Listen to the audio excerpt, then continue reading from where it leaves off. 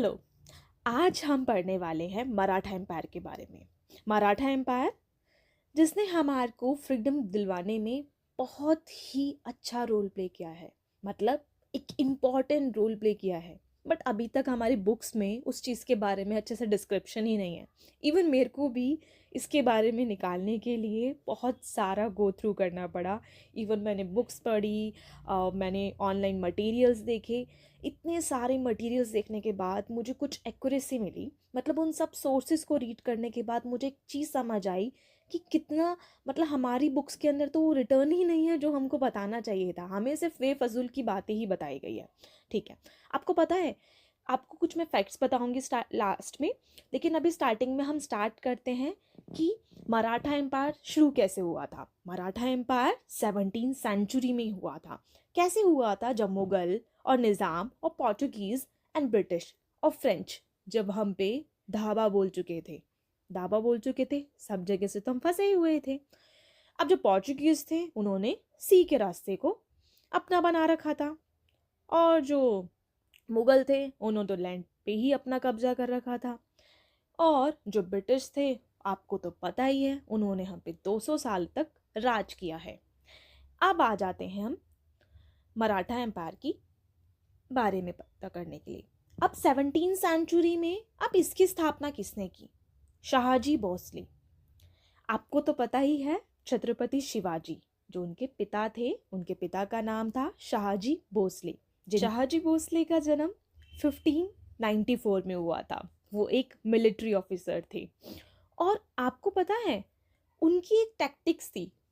अब क्या था, वो मिलिट्री ऑफिसर थे बट उन्होंने एक जो मराठा एम्पायर उसकी नींव रखी थी। कैसे रखी थी आपको पता है? उन्होंने कभी वो मुगल के साथ हो जाते, तो कभी वो अहमदनगर के साथ हो जाते, और कभी मिर्ज़ापुर के साथ हो जाते। ऐसे ही उन्होंने अपने टैक्टिक्स को चलाया। अब अचानक से उनको अपना जो उनकी जागीर थी वो पुणे और सूपा थी।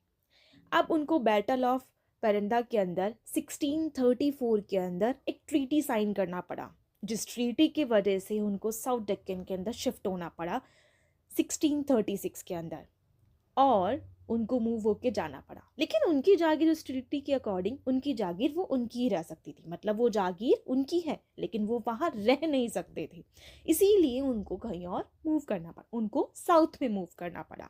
अब साउथ में मूव करने की वजह से बताया जाता है कि 1627 में जब बॉर्न हुए थे शिवाजी, उसके बाद क्या हुआ कि जब वो उनको 1636 के अंदर, जब वो डेक्कन के अंदर निकल गए, मूव हो गए, क्योंकि वो ट्रीटी साइन किया था उन्होंने बैटल ऑफ पेरेंडा की डिफीट की वजह से, और वहाँ पे ट्रीटी उनको साइन करना पड़ा था, तो इसीलिए उनको वहाँ रह नहीं सकते थे। वो जागीर उनकी ही थी। अब जागीर उनकी थी तो उन्होंने जीजाबाई उनकी पत्नी के नाम कर दिया, और शिवाजी छत्रपति शिवाजी के नाम कर दिया। अब उनके नाम करने के जब छत्रपति शिवाजी इन्फेंट थे, तो इसीलिए जो उनके गुरु थे, शहाजी भोसले का जन्म 1594 में हुआ था। वो एक मिलिट्री ऑफिसर थे, और आपको पता है उनकी एक टैक्टिक्स थी।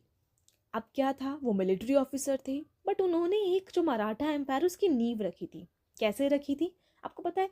उन्होंने कभी वो मुगल के साथ हो जाते, तो कभी वो अहमदनगर के साथ हो जाते, और कभी मिर्ज़ापुर के साथ हो जाते। ऐसे ही उन्होंने अपने टैक्टिक्स को चलाया। अब अचानक से उनको अपना जो उनकी जागीर थी वो पुणे और सूपा थी।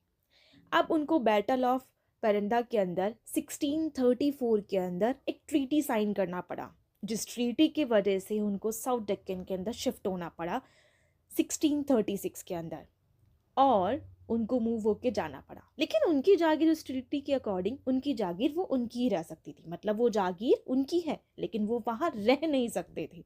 इसीलिए उनको कहीं और मूव करना पड़ा, उनको साउथ में मूव करना पड़ा। अब साउथ में मूव करने की वजह से बताया जाता है कि 1627 में जब बॉर्न हुए थे शिवाजी, उसके बाद क्या हुआ कि जब वो उनको 1636 के अंदर, जब वो डेक्कन के अंदर निकल गए, मूव हो गए, क्योंकि वो ट्रीटी साइन किया था उन्होंने बैटल ऑफ पेरेंडा की डिफीट की वजह से, और वहाँ पे ट्रीटी उनको साइन करना पड़ा था, तो इसीलिए उनको वहाँ रह नहीं सकते थे, वो जागीर उनकी ही थी। अब जागीर उनकी थी तो उन्होंने जीजाबाई उनकी पत्नी के नाम कर दिया और शिवाजी छत्रपति शिवाजी के नाम कर दिया। अब उनके नाम करने के जब अब छत्रपति शिवाजी इन्फेंट थे, तो इसीलिए जो उनकी जागीर थी, मतलब जो उनके हिस्से में होना था, तो दो लोगों की जगह उन्होंने, मतलब उनको पहले जीजाजी बाई का करा, अपनी वाइफ जो उनकी पत्नी थी, और दूसरे छत्रपति शिवाजी। लेकिन छत्रपति शिवाजी इन्फेंट थे तो इसीलिए उन्होंने दादाजी कोंडादेव के नाम करा। अब वो दोनों, वो उन सब चीज, जब छत्रपति शिवाजी अपने अस्तित्व में, मतलब वो जब बड़े हुए, तो वो सब चीजें उनकी हो गई थी। अब छत्रपति शिवाजी का आगमन हुआ, मतलब वो आ गए, उनका जन्म हुआ, अब वो बड़े हुए और उनकी शादी हो गई 1640 में शिवाजी की साईबाई से हो गई। अब 1646 में बताया जाता है, जब वो 16 एज के थे, जब वो 16 साल के थे, उन्होंने तोड़ना फोर्ट को जीत लिया था। और उसी के जितने भी उन्होंने उससे जीता था, और उसके जो उन्होंने जितनी भी वहाँ से लिया था, बहुत से लोग बोलते हैं वो लूट करते थे, वो ये करते थे, लेकिन नहीं, उन्होंने जितना भी कुछ वहाँ से लिया, उससे एक अपनी आर्मी स्टार्ट की। और आर्मी स्टार्ट करने के बाद 1657 में Shivaji first came into the conflict, वो कॉन्फ्लिक्ट में आए और उन्होंने अहमदनगर पे रेड मारी। और फिर 1659 में शिवाजी ने अफजल खान को मारा, जिसको बैटल ऑफ प्रतापगढ़ बोला जाता है। आपको पता है बैटल ऑफ प्रतापगढ़ की स्टोरी? चलो मैं आपको बताती हूँ। बैटल ऑफ प्रतापगढ़, जिसमें बताया जाता है, जो आदिल खान है, आदिल खान को भेजा था औरंगजेब ने। अब बिरजापुर के अंदर आदिल खान तो था, अब उसको ये बोला गया कि अब आप खुद देख लो। अब आदिल खान तो देख रहा था, अब आदिल खान ने क्या करा, उसने बोला अफजल खान को देखने के लिए कि अफजल खान तुम ही देख लो कैसे मारा उसने बैटल में। उसने एक बार उनके बीच में कोई लड़ाई हुई थी, और कहा जाता है सोर्स के अकॉर्डिंग, जब उनके बीच में लड़ाई हुई थी तो एक बार वो दोनों अकेले में मिले थे, मतलब उन्हों की बात हुई कि हम अकेले में मिलते हैं, और सब चीज़ों के बारे में शिवाजी भी एग्री थे। उन्होंने, छत्रपति शिवाजी महाराज जी ने उससे मिलने के लिए तैयार हो गए।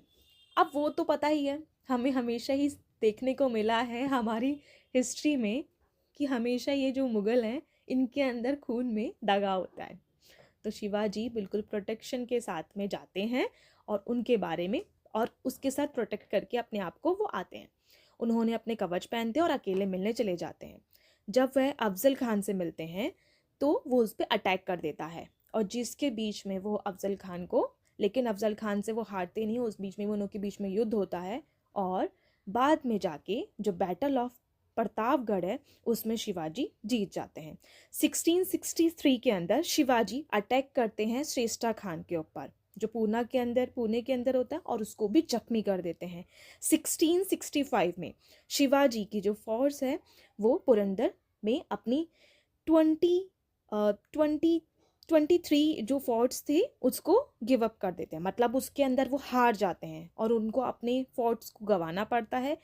और इसीलिए अब वो क्या करते हैं, वहाँ पे बाद में जाके 1666 के अंदर उनको जो औरंगजेब ने बोला होता है, उनको बुलाया होता है, अपने वहाँ पे सम्मन भेजा होता है, वो वहाँ जाते हैं, तो उनके साथ फिर धोखा हो जाता है। जो मुगलों के साथ में उन्होंने अपने अंदर बसा रखा था, उन्होंने फिर धोखा कर देते हैं, वो उनको अरेस्ट कर देते हैं, लेकिन उस अरेस्ट के अंदर वो वहाँ से भाग निकलते हैं। 1670 के अंदर अब वो वहाँ पे मुगल के खिलाफ खड़े हो जाते हैं, और ये सेकंड टाइम था कि फिर से वो एकदम से खड़े हो गए। अब सेकंड टाइम मतलब वो एकदम से अचानक से, मतलब जैसे हुए मुगल से पहले वो बीच में गैप आया कि पहले उनको अपने फोर्ट्स को गिव अप करना पड़ा, फिर उसके बाद उनको सम्मन भेजा गया औरंगजेब ने। अब वो यहाँ पे वो फिर से सेकंड टाइम, मतलब पहले वो बैटल कर चुके थे सूरत के अंदर, फिर वो सेकंड टाइम सूरत में उन्होंने बैटल करी 1670 के अंदर। 1674 के अंदर जो मराठा स्वराज है, उन्होंने रायगढ़ के फोर्ट में उनको महाराजा छत्रपति का टाइटल दे दिया और 1680 में उनकी मृत्यु हो गई। उनको उनकी बताया जाता है सोर्स के अकॉर्डिंग उनकी तबीयत ज़्यादा खराब थी, इसी वजह से उनकी मृत्यु हो गई। तो ये थी छत्रपति शिवाजी की स्टोरी और जो मराठा एम्पायर के लिए इम्पॉर्टेंट रोल प्ले करते हैं। मैंने जब छावा मूवी देखी तो मुझे समझ आया कि क्या ये हमारी हिस्ट्री में इम्पॉर्टेंट रोल प्ले करता है क्या। मतलब हमें जो भी हमारी हिस्ट्री में जो भी हमने पढ़ा है वो तो हमने यूज़लेस पढ़ा है, क्या हमें कुछ अच्छी चीज़ सोचनी पड़ती है। जब मैंने इतना गो थ्रू किया, इतनी सब चीज़ों को देखा, तो मुझे ये चीज़ें मिली। इवन कहीं कहीं तो ठीक से लिखा भी नहीं था, कहीं पे कुछ और लिखा था। तो मुझे जो भी मुझे समझ आया, जो मैंने कंक्लूज़न निकाल के देखा, तो मुझे समझ आया कि ये राइट सोर्सेस हैं मेरे अकॉर्डिंग, तो मैंने इसको आपको बता दिया। कुछ फेमस चीज़ों के बारे में बात करते हैं। शिवाजी को, छत्रपति शिवाजी को फादर ऑफ इंडियन नेवी बोला जाता है, क्योंकि उन्होंने ही इंडियन नेवी फोर्स, मतलब उन्होंने जो आर्मी थी, क्या पानी के थ्रू कैसे लड़ाई कर सकते हैं, वो उन्होंने स्टार्ट किया था। और उनको माउंटेन रेट भी बोला जाता था, क्योंकि उनकी वहाँ की ज्योग्राफी उनको बहुत अच्छे से पता थी और वहाँ की उनको पता था कि कैसे कैसे वॉर पे उसको यूज़ करना है। और जो उनके टैक्टिक्स यूज़ करते थे वो गोरिल्ला टैक्टिक्स थे, वो बहुत ही यूज़फुल था उस टाइम पर। और आपको पता है एक बार उनकी ही वहाँ पे वतनदार जिसका नाम रांझे पाटिल था, उसने एक औरत के साथ में मिसबीहेव, मतलब एक लड़की के साथ में मिसबीहेव किया था।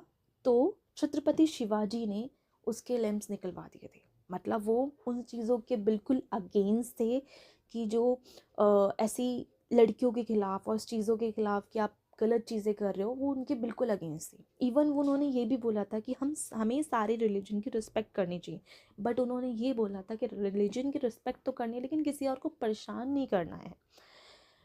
ठीक है, तो ऐसे बहुत सारी फेमस चीज़ें थी जो है। और आपको पता है जो 210 मीटर की जो स्टैचू बना हुआ है, मुंबई में बना हुआ है, वो स्टैचू ऑफ लिबर्टी से भी, जो न्यूयॉर्क में है, उससे भी बड़ा है। तो ऐसी ही बहुत सारी फेमस चीज़ें थी जो उनके बारे में मुझे पता लगा। और अगर आप, thank you so much for watching my channel. अगर आपको ये वीडियो अच्छी लगी तो आप सब्सक्राइब कर सकते हैं, लाइक कर सकते हैं, कमेंट कर सकते हैं। Thank you so much.